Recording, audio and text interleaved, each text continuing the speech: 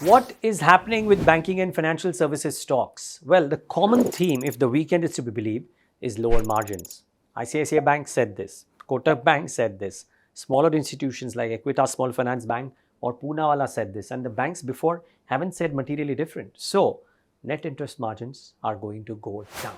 That is a reality. Now, any increase in the yields for banks is highly unlikely despite the cost of funds having gone up. And therefore, since the NIM contraction is inevitable, what would people do? People will think, hey, let's go for stronger liability franchises. I mean, the investors will say, let's go for stronger liability franchises. What do I mean by this? These are the franchises which can actually get in the deposits at a much better cost for themselves and manage that asset liability mismatch per se as well very well. So therefore, you would think that would PSU banks therefore come to the fore, or could it be private banks? So PSU banks usually are able to garner or have the trust of the people inherently, and therefore you would believe that they will get in the deposits at a much easier way. The only question is, in the minds of an investor, the recent rap on the knuckles to one of the PSU banks for fair practices might just cap that valuation upside. And therefore, you look at the alternative, which is private banks. Now, can private banks do better?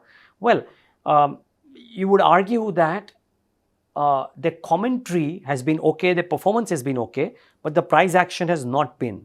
Now, can that change because the valuation is in an investor's favor?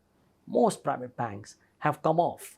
In fact, an HDFC bank, imagine, was trading at 4 times price to adjusted book some point of time in the last decade. It's now at about 2.3 times or thereabouts. Some are even cheaper. Maybe 1 or 2 are just around in line with HDFC Bank. So some of these private sector banks are available at the cheapest valuation that you might have seen them in the last 10 years. And which is why, Previ, the average analyst target price on some of these banks is much higher than the current price. HDFC Bank, the average returns could be northwards of 20%. Similarly, for Kotak Bank or ICICI Bank, the average returns over the next 12 months, if analysts are to be believed, could be in double digits. Some of the others have single-digit returns, but private banks are being favored. In PSU banks, well, SBI top of the list, yes, but PNB, for example, the average target price is 63, which is lower than the current price.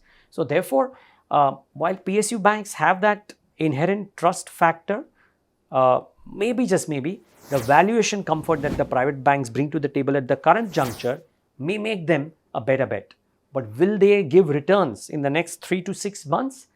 That is a very difficult question to answer, unfortunately.